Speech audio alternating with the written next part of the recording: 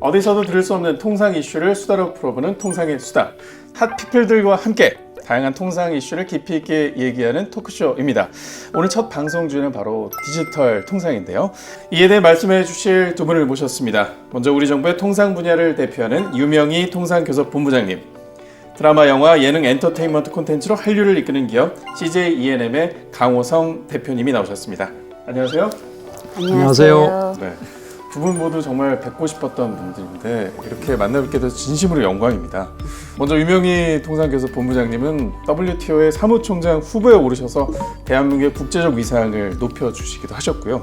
또 통상 정책을 총괄한 첫 여성 수장이시기도 하잖아요. 많은 여성분들이 롤모델로 꼽고 있는 그런 분이라고 들었습니다. 과찬의 말씀입니다. 저는 이 팩트만을 말씀드렸는데 이렇게 과찬이 되니까 다시 한번 또 영광으로 생각하고 오늘 방송 진행해 보도록 하겠습니다. 예, 감사합니다. 네. 자, 그리고 강 대표님은 제가 좀 친근하게 느껴도 될까요? 아무래도 제가 CJ에서 고정 프로그램을 하고 있다 보니까 알고 있습니다. 이렇게 또 뵙게 돼서 진심으로 반갑습니다. 하여튼 저희 오상진 아나운서님 우리 E&M의 채널 TVN에 출연하셔서 맹활약하고 있는 거 잘 알고 있습니다. 예. 대단히 감사드리고 정말 반갑습니다. 네. 본격적인 주제 토크로 들어가 보도록 하겠습니다. 디지털 그리고 통상 이렇게 각각의 단어만 놓고 보면은 어떤 말인지 알겠는데 디지털 통상을 하나로 묶어서 보면 언뜻 이해하기 쉽지 않은 게 또 사실입니다. 자, 본부장님, 디지털 통상이라는 게 구체적으로 어떤 개념인지 설명을 좀 부탁드리겠습니다. 이해하기 쉽지 않으신 게 어찌 보면 당연합니다. 왜냐하면은 디지털 통상이란 개념이 지금 국제적으로 통일된 하나의 그 개념 정리가 안 돼 있습니다. 그래서 단체마다 기구마다 제각각 다르게 정의하고 있기 때문에 이해가 쉽지 않은데요. 인터넷이라는 전자적인 수단을 통해서 상품과 서비스와 데이터가 교역, 즉 거래되는 것을 전반적으로 총괄해서 디지털 통상이라고 하고 있습니다. 그 직구 사이트 같은 곳에서 디지털로 핸드폰이나 전자제품을 구매하는 행위도 디지털 통상으로 볼 수 있는 건가요? 정확히 잘 이해를 하셨습니다. 그게 가장 대표적인 디지털 통상이고요.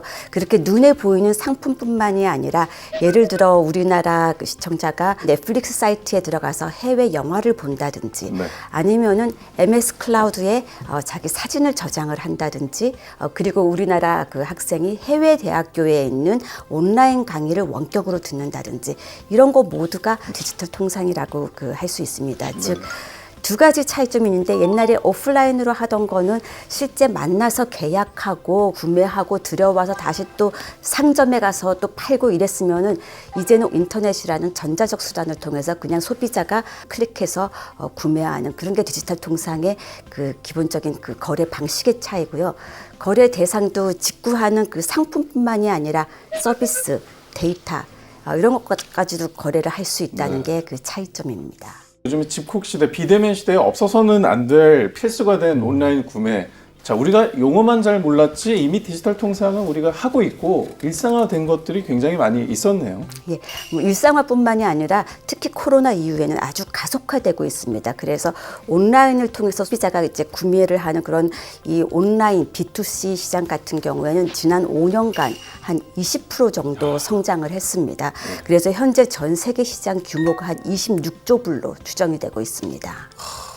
26조 불이면은 제가 언뜻 계산을 해봐도 이게 조를 넘어서 한 3경 정도 액수로 지금 이제 암산이 되는데요. 정말 엄청난 온라인 시장 규모를 자랑하는 그런 분야인 것 같은데 성장률 또한 뭐 20%면 5년이면 거의 2배가 되는 셈인데 정말 놀라운 시장입니다. 예. 근데 사실 이게 온라인 시장에서 소비자가 물건을 구매하는 것만 통계가 잡기 쉬워서 잡은 거고요. 기업 간에 거래하는 그 온라인 거래 같은 경우에는 지금 통계가 안 잡히게 되면 합치면은 훨씬 더 큰 시장입니다.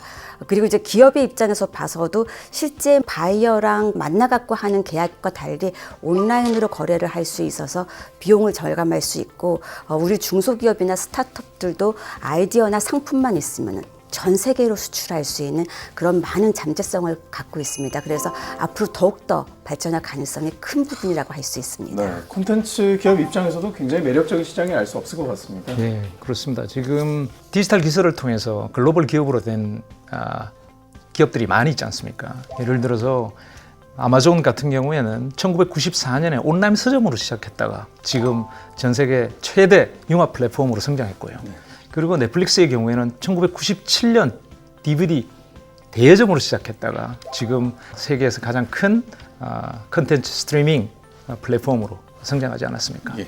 저희도 사실 IT 강국이지 않습니까? 그리고 컨텐츠 강국이지 않습니까?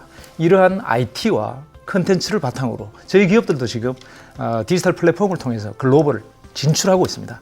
예를 들어서 우리 하이브라는 기업은 글로벌 음악 팬덤 플랫폼이죠. 예. 이버스라는 플랫폼을 지금 구축했고요. BTS의 그렇죠. 소속사이시죠. 그렇습니다. 그리고 네이버와 카카오는 웹툰, 웹 소설 이러한 플랫폼을 가지고 지금 사실 세계적으로 지금 강자로 등극했고요. 저희 E&M도 지금 콘텐츠 온라인 스트리밍 서비스를 하고 있는 티빙이라는 플랫폼을 통해서 K 콘텐츠를 글로벌로 확산하려고 노력하고 있습니다. 네. 예. 대한민국 기업들도 참 다양한 노력들을 기울이고 있네요. 예, 덧붙여서 말씀을 드리면은 우리나라의 그 대표적인 디지털 플랫폼 기업인 네이버, 카카오 이런 경우에도 5년 전만 해도 순위가 국내 기업 순위로 10위권 밖이었는데 최근에는 시가총액으로 3, 4위를 차지하는 기업이 돼서 많은 기업들이 성장하고 있습니다. 네. 뭐 좋은 일은 아니겠지만 팬데믹의 영향으로 디지털 기업이나 수출입 규모가 오히려 이런 기업들에는 굉장히 유리한 상황을 만들어줬다라고 볼 수도 예, 있겠습니다. 그렇습니다. 그런데 이제 문제는 디지털 개념도 안 돼 있고 따라서 당연히 아무런 공통 규범이 없습니다. 그러다 보니까 우리 기업들이 세계에 수출을 하려면은 A국에 할 때는 A국의 규정에 맞추고 B국에 할 때는 B국의 규정에 맞추고 하다 보면 비용도 증가하고 분쟁의 소지도 생기고 굉장한 그 혼란을 빚습니다. 그래서 현재 이런 정리가 안 된 상황에서 우리가 이런 걸 정리하고자 하는 노력을 하고 있습니다. 뭐 조금 더 쉽게 예를 들어 설명을 드리면은 일단 미국에서 미국 사람들이 예. 우리 스트리밍 서비스로 BTS의 음악을 듣는다. 그럼 이게 음원이라는 상품을 수출한 거라고 생각을 하세요? 아니면은 음악 서비스를 수출한 걸로 생각을 하세요? 지금 저한테 이제 공장님 네. 질문하신 거죠? 아까부터 굉장히 잘 맞추셔갖고 아신 것 같아요. 했습니다. 예. 근데 음악이라는 거를 우리가 소비를 하는 거니까 상품으로 볼 수도 있을 것 같은데 어떻게 보면 제가 어떤 플랫폼에서 그 음악을 다운받는 그런 거를 보면 서비스라고도 볼 수 있을 것 같아서 야, 상품과 서비스 이게 둘 다 약간 혼재되어 있는 그런 느낌이 있는 것 같거든요. 이게 너무나 정확하게 맞추셨습니다. 왜냐하면 이게 상품이냐 서비스냐에 대해서 WTO에서 통상 전문가들이 모여서 회의를 하면서도 예. 지난 20년간 아직 그 의견 합의를 못 봤습니다. 제가 거의 전문가 수준으로 얘기를 전문가 수준입니다. 거의 저희가 스카우트해야 될 것 같습니다. 그래서 지금 WTO에서 그런 논의를 전자상거래에 관한 협상을 하고 있고 86개국이 하고 있는데 예. 이러한 거를 비롯해서 공통된 규범을 마련을 하고자 노력을 하고 있습니다. 기업 입장에서도 이거를 다양한 시각으로 접근을 좀 해야 될 것 같다는 생각이 드네요. 그렇죠. 이전에는 사실 컨텐츠 무역, 컨텐츠 통상 이런 부분은 사실상 필름, DVD, 뭐 CD 이런 형태로 유형물로 교육이 이루어졌던 것인데 지금은 디지털의 형식을 빌어서 다운로드라든가 스트리밍이라든가 이런 방식으로 모든 게 교육이 이루어지고 있습니다. 사실 저희 대한민국도 아까 말씀드렸듯이 이미 IT 강국이자 컨텐츠 강국 아니겠습니까? 그렇다 그러면 이제 앞으로 다가올 디지털 시대에 있어서도 디지털 컨텐츠를 성장시키고 국제적으로 발돋움하는데 큰 역할을 해야 된다고 생각하고 있습니다. 저희 E&M도 지금 디지털 컨텐츠물을 연간 한 8만 건을 유통하고 있습니다. 그리고 구독자 수가 한 6,700만, 예. 그리고 총 조회수가 200억을 초과하고 있습니다. 이러한 저희 나름대로의 디지털 컨텐츠 역량을 바탕으로 저희도 글로벌 선도하려고 노력하고 있습니다. 네. 이제 디지털 통상은 이제 거스를 수 없는 무역의 대세 분야가 되지 않을까라는 예감을 조심스럽게 내놓게 되는데요. 디지털 통상을 바라보는 입장이나 시행하는 정책이 그래서 더욱더 중요할 것 같습니다. 어떻습니까? 예, 맞습니다. 그래서 이제 주요국들이 결국 자기네 나라 경쟁력과 상황에 맞게 각자의 그 주도권을 잡기 위한 정책을 펼치고 있습니다. 대표적으로 디지털 경쟁력이 있는 국가가 미국인데요. 네. 뭐 가파라고 요새 말하는 구글, 아마존, 그 애플, 페이스북 그 네 개의 대표적인 기업을 가진 미국 같은 경우에는 이 기업들을 생각하면은 전 세계적으로 아무런 장벽이 없이 자유롭게 왔다 갔다 하게 이루어질 수 있는 게 제일 좋기 때문에 그러한 장벽을 없애는데 자유화에 주력을 하고 있고요. EU와 같은 경우는 대표적인 기업이 없습니다. 그러다 보니까 27개로 나눠진 국가의 그 시장을 하나로 단일 시장으로 통합하고자 하는 디지털 싱글 마켓, 디지털 단일 시장 정책을 추진하면서 또 한편으로 EU가 중시하는 정책이 개인 프라이버시, 그 개인정보 보호입니다. 그래서 GDPR이라고 해서 굉장히 높은 수준의 개인정보 보호 체계를 갖추고 상대국도 그거를 갖췄거나 아니면 그 거래하는 기업이 갖춰야지만 개인정보 제공자의 정보가 넘어갈 수 있게 하는 그러한 정책을 하고 있습니다. 나라마다 각자 다른 정책을 하고 있습니다. 국가마다 굉장히 뭐 이해관계가 또 다르지 않겠습니까? 그러나 조금 발달된 나라와 정보기술 분야에서 조금 뒤처진 나라가 입장이 조금 다를 것 같다는 생각은 들어요. 어떻습니까? 맞습니다. 이제 개도국이나 아직도 그 정보 인프라가 부족한 데는 이러한 그 규범에 대해서 우려를 가지고 있습니다. 그래서 최근에는 디지털 소비가 늘면서 이렇게 디지털로 왔다 갔다 하는 음원이나 영화 이런 거에 대해서도 관세를 상품처럼 세금을 매겨야 되는 게 아니냐 이러한 논의까지 대두하고 있습니다. 자, 나라마다 경제 수준이나 디지털 정보기술의 발달 정도 그리고 사회 분위기를 고려해서 이런 디지털 통상에 대해서 대응하는 전략을 취하고 있는데요. 기업 입장에서는 이 다양한 이제 수출 교육을 통해서 경제를 활성화시켜야 되는데 이런 규제들이 조금 또 들쭉날쭉할 수도 있다 보니까 그렇죠. 어려움이 좀 있을 것 같습니다. 어떻게 보십니까?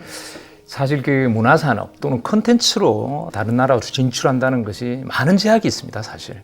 왜냐하면 각국이 보통 자국 문화에 대해서 보호하는 정책을 펴고 있기 때문에 특히 밖으로부터 들어오는 외국의 문화에 대해서는 네거티브 리스트 안에 올려놓고 있습니다. 그러다 보니까 시장의 진입 자체가 상당히 어려운 경우가 많고 가사 그런 법적 규제가 없다고 하더라도 결국은 그 나라의 정서와 문화적 감성을 충분히 이해를 해야 됩니다. 그렇지 않고서는 진출했다 하더라도 실패보기 십상이죠. 저희 예로 하나 말씀을 드리면 저희가 나인룸이라는 프로그램이 있었습니다.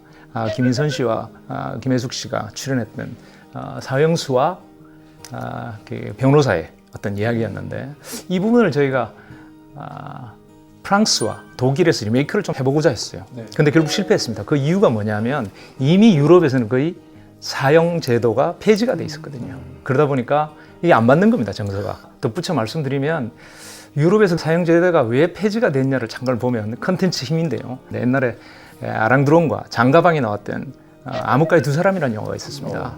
그 영화에서 이제 아랑드롱이 제일 마지막에 길로틴 단두대를 보던 그 표정이 그 당시에 상당히 센세이션을 불러일으켰고 결국 문화 선진국인 프랑스에서 사형 제도에 어떻게 길로틴 단두대가 등장하냐 이렇게 해서 단두대가 없어졌습니다.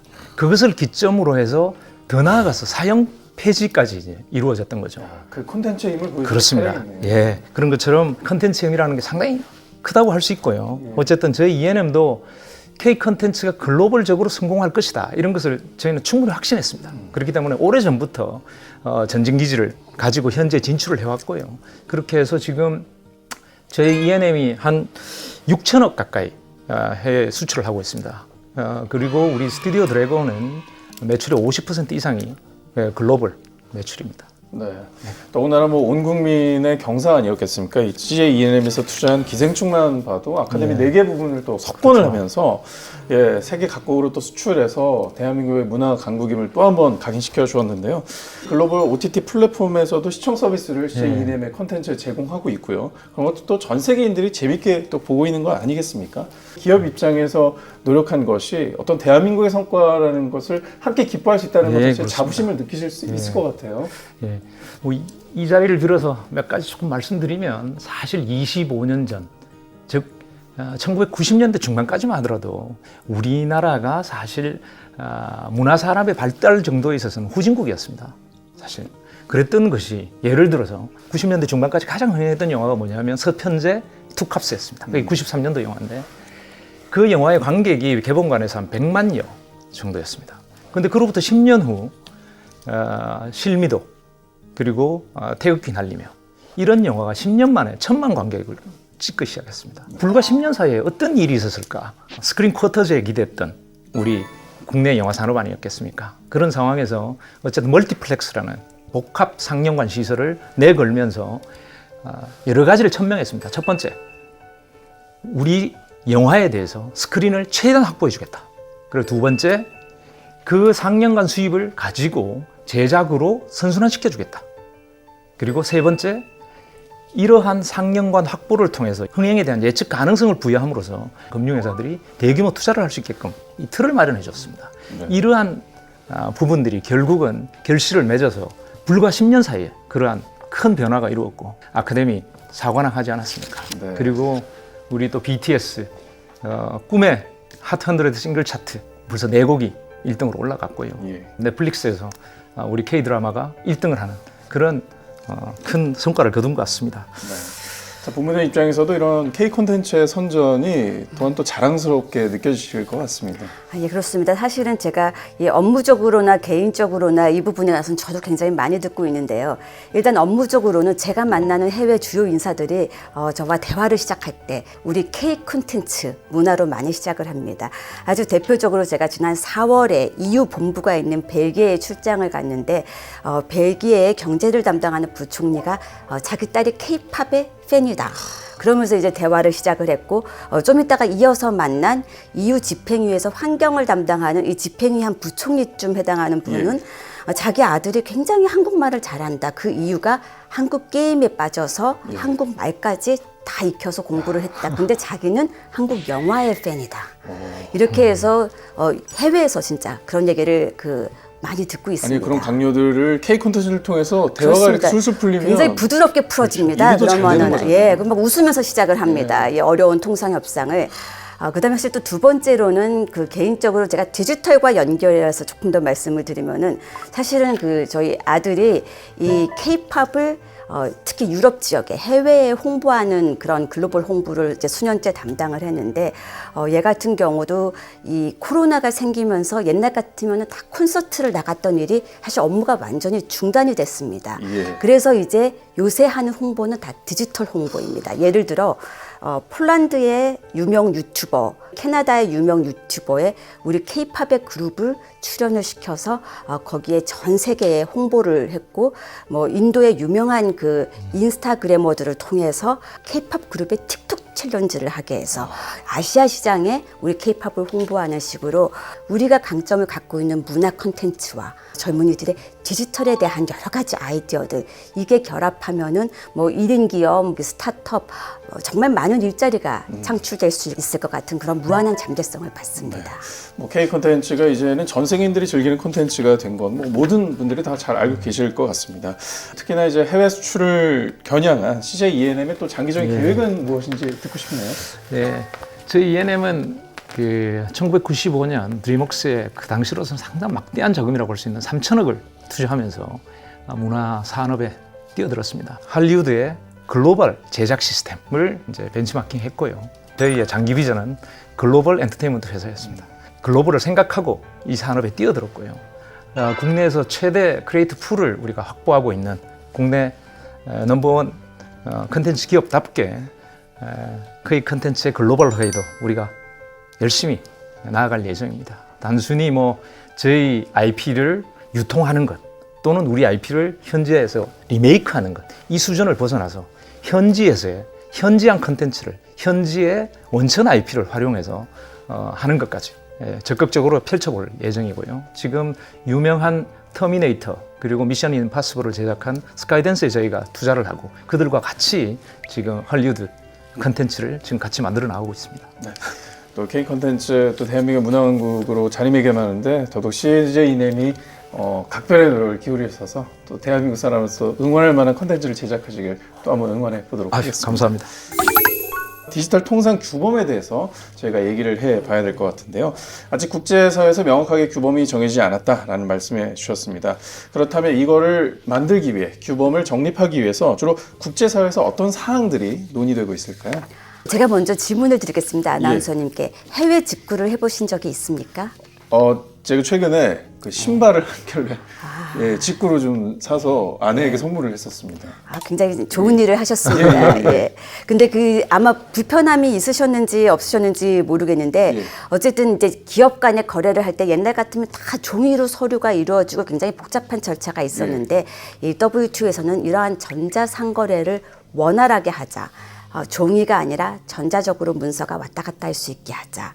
그다음에 어떤 그 소비자나 구매하는 사람들의 신원을 어떻게 확인하느냐가 뭐 공인인증서 하나만 하는 게 아니라 여러 가지가 가능한 것처럼 예. 또 자유롭게 선택할 수 있게 하자. 이런 식으로 전자상거래를 최대한 원활하게 하는 거. 그러한 작업이 여러 가지 규범 중에 첫 번째 요소로 다루어지고 있습니다. 네. 근데 사실은 뭐 좀 걱정은 한 것이요. 이렇게 전자 정보가 왔다 갔다 하고 저도 이제 핀테크를 통해서 이렇게 결제를 했었거든요. 페이팔을 서비스를 사용해서요. 근데 이게 걱정이 되는 건 혹시나 뭐 해킹이 된 개인 정보가 또 흘러나갈 수 있지 않을까? 아니면 제가 주문한 물건이 외국에서 오지 않을 수도 있잖아요. 이런 다양한 걱정들이 되더라고요. 그런 점에 대해서는 어떤 사항들이 또 논의가 되고 있나요? 그 아나운서님께서 너무나 잘하셔서 바로 제가 하려는 얘기를 말씀을 하셨습니다. 두 번째 중요한 그 규범의 그 요소가 이러한 그 개인 정보들이 유출되는 거에 대한 우려를 해소하기 위해서 개인정보 보호를 각국이 철저하게 법제화하도록 그러한 규정도 포함하고 있고, 이러한 온라인 거래에서 발생할 수 있는 소비자 보호, 네. 거기에 대한 규정도 이 전자상거래 그 협상에서 한 부분으로 논의가 되고 있습니다. 네. 뭐 이외에도 다양한 조항들이 또 있을 것 같은데 또 세 번째 조항이 혹시 있을까요? 세 번째가 이제 디지털 그 데이터의 자유로운 교환이 교류가 가능하도록 하는 그러한 조항입니다. 예를 들어 세 번째 조항 같은 경우에 우리나라가 이제 해외에다가 소프트웨어를 파는데 이 소프트웨어를 팔려면은 이 소스 코드를 공개해라. 이런 거를 요구하게 되면 사실 판매를 할 수가 없게 됩니다. 그래서 그러한 소스 코드를 요구하지 말라든지, 아니면 아까 우리 같은 문화 콘텐츠 강국이 음원 서비스를 팔고 영화 스트리밍으로 팔려고 그러는데 거기에 대해서 이 신발에 매기듯이 관세를 부과하겠다. 그러면은 또 굉장히 교역을 져야 합니다.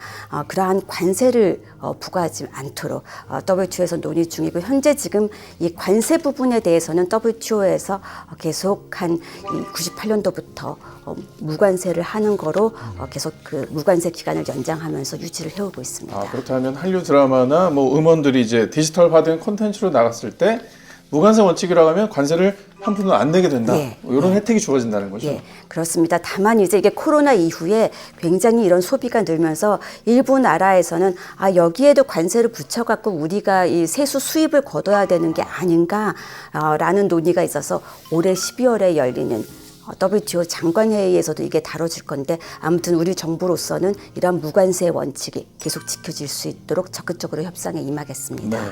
자, 제가 방송을 준비하면서 비즈니스 자유화라는 얘기를 들었습니다. 이게 구체적으로 어떤 뜻을 가진 용어인지 설명해 주시면 좋을 것 같은데요. 예. 이 디지털 비즈니스를 자유화하기 위해서는 먼저 데이터가 자유롭게 왔다 갔다 할 수 있도록 데이터의 자유로운 이동을 보장하는 그러한 부분이 또 굉장히 중요한 요소입니다.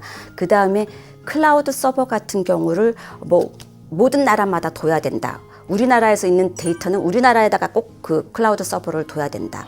이런 조항 같은 거를 요구하지 않는 그런 것도 포함이 됩니다. 좀 더 쉽게 이제 설명을 드리면은 우리나라 화장품 기업이 이 A국이란 나라에서 현재 법인을 두고 온라인 판매를 했는데, 이게 우리나라 본국에 가져오면은 A국, B국, C국 거 맞은 다 모이면은 각 나라에 맞는 어떠한 화장품들을 개발할 수 있고 하는데도 도움이 되고, 그렇게 타겟팅한 걸 갖고 다시 판매를 하고 거기에 따른 그 차별화된 마케팅 전략을 하는데도 도움이 되는데, 그걸 개인정보니까 못 가져가. 아니면 우리나라에는 반드시 우리나라의 서버를 두고서 여기에만 해. 그러면은 A국, B국, C국마다 서버 다 설치하고 이렇게 종합적인 마케팅과 개발 전략도 못 세우고 이런 부담이 있으니까 이러한 제한을 두지 말자. 그러한 규정이 또 WTO에서 논의가 되고 있습니다. 네. 이런 디지털 통상 조약이 한류 콘텐츠를 만드는 CJ ENM 쪽에서는 굉장히 직접적인 영향을 미치는 분야일 것 같습니다. 어떻게 바라보고 계시는지도 궁금한데요. 그 국가 간의 문화 장벽 또는 그 자국 문화 보호주의, 이런 것은 사실 콘텐츠의 국제적 교류를 상당히 저해하는 요소로 많이 작용하고 있습니다. 최근에 이제 글로벌 디지털 플랫폼으로 인해서 각국의 문화 장벽이 많이 무너지고 있는 사실이 있고요. 따라서 저희 K 콘텐츠도 결국 콘텐츠에 대한 각 국가의 개방화가 가속화될수록 결국은 저희가 많이 유입될 수 있고 수출할 수 있는 것 같습니다. 어쨌든 이러한 부분에 대해서 우리 콘텐츠에 대한 개방화가 가속화될 수 있도록 우리 본부장님께서 많이 노력해 주셨으면 좋겠습니다. 예. 네. 예. 기업 입장에서는 그 관세나 이 디지털 세금도 굉장히 중요한 이슈일 것 같습니다. 아, 예, 그렇습니다. 이거에 대해서도 예. 어떻게 컨트롤하고 계신지 궁금한데요. 현재 지금 디지털세라고 많이 논의되고 있죠. 예. 근데 디지털세에 대한 논의가 주로 플랫폼 사업자 그리고 망 사업자 간의 이슈로 얘기가 되고 있는 것 같습니다. 그러나 사실 관련 산업에 관계되는 기업들 그리고 시청자에 해당되는 국민들 모두의 이해관계가 얽혀 있는 부분이기 때문에 이런 부분들을 다 종합적으로 고려해서 신중하게 잘 검토해 줬으면 하는 바람입니다. 예, 디지털세에 대해서는 조금 제가 더 설명을 드리겠습니다. 어떤 기업이 영업 활동을 해서 이익이 나면은 그 회사가 위치한 국에다가 이 법인세라는 이름으로 세금을 내게 돼 있는데 요새 이제 이 가파 같은 디지털 기업들이 등장하면서 어디 세금이 굉장히 낮은 곳에다가 서버 두고서 전 세계로 이 디지털 서비스와 상품을 공급하면은 거기서 많은 소비자들이 이걸 구매해서 이익이 발생하는데 세금을 내지 않는 이런 문제들에 대해서 유럽 기업들이 많은 제기를 해서 이러한 유럽 기업과 세계 각국 기업들의 이 상황을 감안해서 지금 주요 국가 내 회의를 하고 있습니다. 그래서 지금도 한창 진행 중이고요. 최근에 어쨌든 G7 재무장관 회의와 G7 정상회의에서는 이거를 그러면은 아예 그 디지털 기업이든 다른 사업을 하는 기업이든 가리지 말고 주요 이익을 내는 주요 기업에 대해서는 업종에 관계없이 소비가 일어나는 곳에서 세금을 내도록 하자. 이런 쪽으로 논의가 가고 있고 현재 이제 이 세부 사항에 대한 논의는 계속 진행 중인데 우리 같은 경우도 이게 투명하면서도 예측 가능성 있으면서도 우리에게도 도움이 되는 그러한 규정을 만들기 위해 협상에 적극 참여하고 있습니다. 디지털세에 대한 국제적 논의에 적극적으로 좀 참여하고 계신 와중인데요. 대한민국 현재 디지털 통상 정책과 방향성 어떻게 좀 잡고 계신지 설명을 부탁드리겠습니다. 우리나라는 이 상품에 있어서도 국내 시장이 협소하고 해외 시장이 더 넓고 거기에 진출할 수 있는 능력이 있어서 해외 시장을 보면서 성장을 해봤습니다. 그래서 디지털 분야에서도 우리가 갖고 있는 컨텐츠의 강점과 디지털의 그 기술과 아이디어 합치면은 해외로 나갈 수 있는 가능성이 굉장히 무한하다고 보고서 이러한 교역을 자유롭게 나갈 수 있도록 하는데 그 중점을 두고서 디지털 통상 정책을 하고 있습니다. 그래서 현재 이를 위해서 협상을 하고 있는 게 지역 간에 양자 간에 여러 디지털 협상을 하고 있는데 기본적인 저희의 방향은 우리나라 ICT 기업이나 이런 기업들이 잘 성장할 수 있도록 육성도 하고 경쟁력을 키우면서 전 세계로 나갔을 때 어떠한 장벽이 없도록 통상 규범들을 다 자유롭게 해서 최소한의 보호를 하면서도 우리 기업이 진출하는 데 도움이 되도록 그러한 통상 협상을 하고 있습니다. 네, 현재 포괄적 협상문이 제출돼 있는 상태라고 들었습니다. 어떤 방향성을 가진 협상문을 제출하셨는지도 궁금해요. 예, 아까 그 말씀드렸듯이 WTO에서는 이제 저희가 이 전자상거래를 원활하게 할 수 있도록 하는 거, 그러면서도 이 소비자 보호를 할 수 있도록 하는 거, 그 다음에 이 디지털 비즈니스가 자유화될 수 있도록 데이터가 자유롭게 왔다 갔다 할 수 있도록 하는 거, 그리고 이 무관세를 유지하게 하는 거, 이런 거를 포함한 우리나라의 안을 16개 조항으로 굉장히 이렇게 전 분야에 걸쳐서 다 포함된 안을 WTO에 지금 제출을 하고 협상 중에 있습니다. 저희가 낸 조항이 채택이 되면 좋겠다라는 바람을 좀 가져보게 되는데요. 최선을 다하겠습니다. 자, 그런데 작년 11월에 또 RCEP이라는 서명을 또 예. 이렇게 되셨더라고요. 그래서 전자상거래 챕터에서 디지털 통상 규범을 도입했다라는 소식이 들려왔는데 제가 들은 이 RCEP이 정확한 게 어떤 용어인지도 궁금하네요. 예, RCEP이 그 15개국, 아세안 10개국과 호주, 뉴질랜드, 일본, 중국 이렇게 우리나라를 포함한 15개국 간의 협상이었고 사실 이 15개국을 합치면은 전 세계 인구나 GDP의 3분의 1을 차지하는 제일 큰 메가 FTA입니다. 여기에서 데이터가 왔다 갔다 거래될 때 자유롭게 왔다 갔다 하게 하자. 그 다음에 우리나라에 꼭 서버를 둬야 된다. 이러한 규제를 하지 않도록 하자. 이런 것이 포함된 전자상거래 챕터에 대해서 합의를 하고 서명을 했습니다. 네. 다양한 협상을 통해서 우리 산업 진출이 더욱더 확대되면 참 좋겠다라는 생각이 드는데요. 뭐 다자간 협상뿐만 아니라 또 양자간에 진행되는 협상은 또 뭐가 있을까요? 우리가 지금 이제 싱가포르와 그 디지털 그 협상을 하고 있습니다. 싱가포르과 디지털 협상에서의 좋은 점은 이렇게 다자간에는 규범을 위주로 했으면은 양자간에는 아직 규범까지 가기는 어려운 계속 그 발전하고 있는 분야들에 대해서 양국 간의 협력을 통해서 뭔가 이 양국 간만이라도 좀 자유롭게 발전을 시켜보자. 그래서 예를 들어 AI라든지 뭐 핀테크라든지 이런 새로운 분야에 대한 협력도 포함하는 그러한 디지털 협상을 싱가포르랑 한창 진행 중이고요. 그 외에도 싱가포르, 뉴질랜드, 칠레 3개 국가가 가입한 디지털 협정에 우리가 가입을 하는 걸로 또 이제 앞으로 추진을 하고자 합니다. 네. DPA 양쪽 협정 양쪽에 다 싱가포르가 있다는 게 굉장히 눈에 띄더라고요. 뭐 어떤 이유로 우리가 싱가포르가 계속 협상하게 된 건지 뭐 개인적으로 제가 신혼여행을 다녀와서 참 친숙하게 느끼는 그런 나라긴 한데 디지털 동맹국으로 싱가포르를 저희가 픽한 이유 뭐 특별한 게 있을까요? 개인적으로 이 신혼여행에 다녀올 만큼 친숙한데 우리에게는 사실은 이 싱가포르가 교육과 거래도 굉장히 많습니다. 아세안 중에서 제2위 교역국으로서 교육과 거래가 많고 그다음에 가셨으면 알겠지만 인터넷 사용하는 데 아무런 불편이 없었을 것 같은 우리나라만큼 빠른 정말 빠르더라고요. 그러니까 디지털 인프라나 경쟁력도 우리가 비슷한 수준으로 갖추고 있고 그리고 이제 세 번째는 아세안 시장으로 그 아세안 여타 국가로 진출할 수 있는 일종의 또 교두보의 역할을 할 수 있는 그러한 국가이기 때문에 그러한 점에서 싱가포르랑 우리 같은 경우에는 작년에 협상을 시작해서 지금 막바지에 있는데 바로 최근에 6월 29일에 영국이 또 싱가포르와 디지털 협상을 출범을 했습니다. 네. 그래서 이게 우연이 아니라 정말 시너지를 잘 낼 수 있는 국가로 결정을 해서 협상을 진행하고 있습니다. 제가 현지 가서 느낀 분위기는 싱가포르도 한국 드라마 인기가 굉장하더라고요. 그렇죠.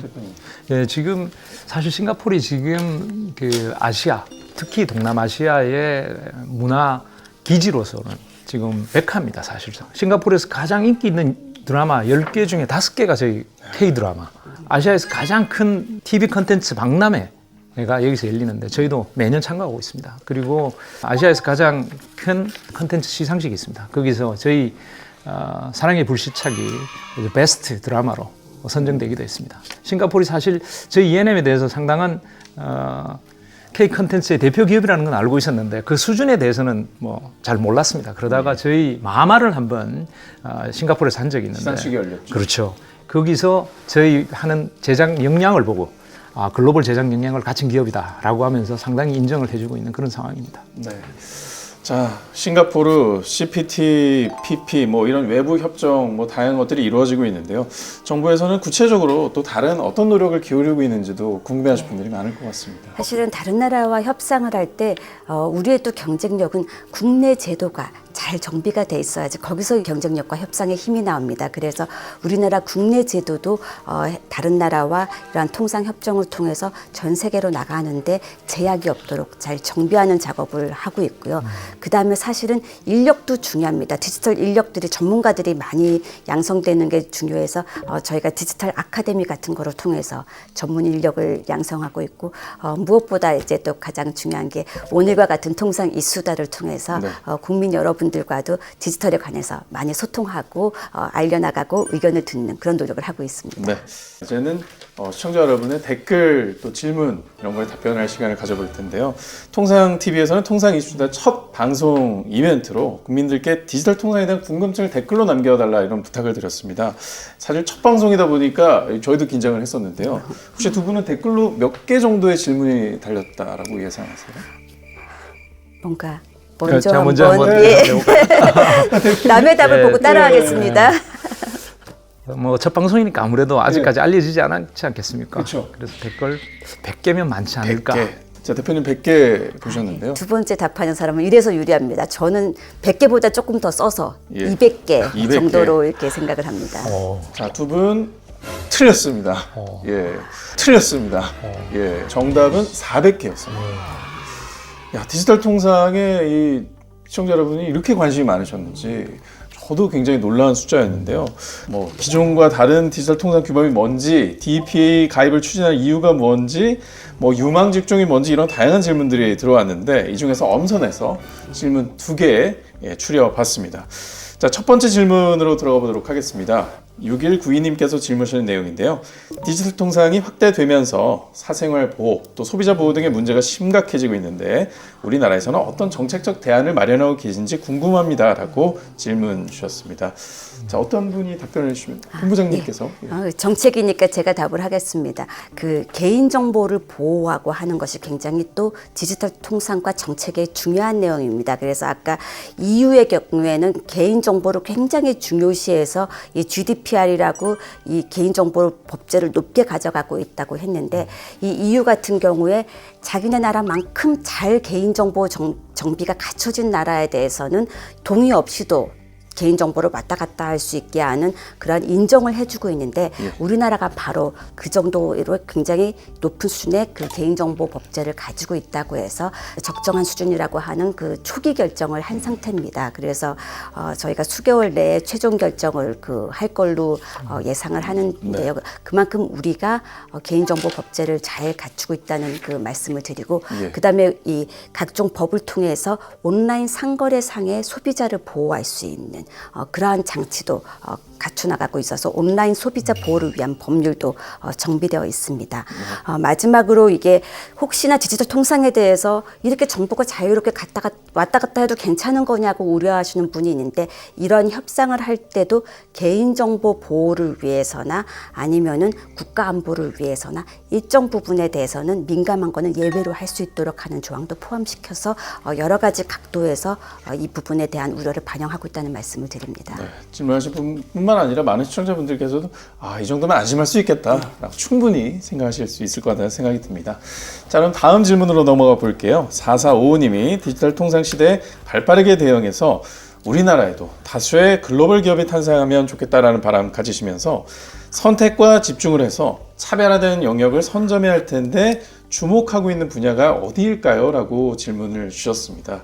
그래서 이거는 아무래도 사업적인 영역이다 보니까 대표님께서 답변해 주시면 좋을 것 같은데요. 디지털 기술로 인해서 지금 세계가 하나가 되고 있습니다. 지금 많은 디지털 플랫폼들이 많이 생겨나고 있는데 점점 느끼는 것은 디지털 기술만으로는 형식만으로는 부족하구나. 결국은 이에 담을 컨텐츠가 중요하구나 라는 컨텐츠의 중요성을 이제 인식하기 시작했습니다. 바야흐로 컨텐츠와 디지털의 융합의 시대가 이제 열리고 있는 것 아닌가 이렇게 보고 있고요. 그래서 크리에이터들의 전문적인 스토리텔링 역량하고 디지털 세계에서의 고객들이 자기의 체험을 가장 극대화시킬 수 있는 상황으로 올려놓는 것. 그것은 결국은 그 크리에이터의 스토리텔링이 본인의 스토리 리빙으로 자리 잡는 것. 이런 시대가 올 거라고 저는 생각합니다. 그렇다 그러면 우리 K 컨텐츠가 세계의 사랑을 받고 있지 않겠습니까? 그런 상황에서 저희가 더 크게 성장할 수 있는 기회가 있을 것 같고요. 컨텐츠 영역뿐만 아니라 VR, 버추얼 컨텐츠, 그리고 메타버스와 같은 버추얼 세계관마저 저희가 어느 정도 자리를 잡는다면 아마 저희 K 컨텐츠가 전 세계 주류 시장을 석권하지 않을까 저희는 그렇게 생각합니다. 앞으로 K 컨텐츠 우리 생태계가 글로벌화되고 그리고 더욱 성장하는데 큰 역할을 해내도록 하겠습니다. 네, 미디어 종사자뿐만 아니라 국민으로서도 앞으로의 미래에 대해서 응원해 보도록 하겠습니다. 자, 시간 가는 줄 모르고 대화를 나누다 보니까 어느덧 마칠 시간이 됐습니다. 너무나 아쉬운데요. 끝으로 이 국민분들께, 시청자분들께 하시고 싶은 말씀이 있다면 한 말씀씩 부탁드리겠습니다. 먼저 본부장님. 우리나라는 그동안에 이 상품을 전 세계로 수출하면서 세계 10대 경제대국으로 성장을 해왔습니다. 디지털 시대라는 거는 이미 눈앞에 일어나고 있는 현실인데 여기서 또다시 한번 새로운 성장 동력을 만들고 세계로 나가기 위해서는 이 디지털 통상 정책을 적극적으로 활용할 필요가 있다고 생각합니다. 우리가 컨텐츠에서 경쟁력이 있고 금융 서비스나 교육 서비스나 굉장히 많은 아이디어에서 우리가 갖고 있는 디지털의 기술과 합쳐진다면은 전 세계의 시장을 진출하는 가능성이 무한하다고 생각하고 그러한 가능성을 열어갈 수 있는 통상 정책을 할 수 있도록 정부에서도 열심히 뛰겠습니다. 그리고 국민 여러분께서도 더 많은 또 관심과 지원을 부탁을 드립니다. 네. ENM도 K 컨텐츠 대표 기업 아니겠습니까? 전 세계인이 사랑하는 웰메이드 글로벌 컨텐츠를 저희가 반드시 만들어내서 디지털 통상에 저희도 한번 컨텐츠로 기여할 수 있게끔 노력하겠습니다. 많이 성원해 주시기 바랍니다. 네, 맞습니다.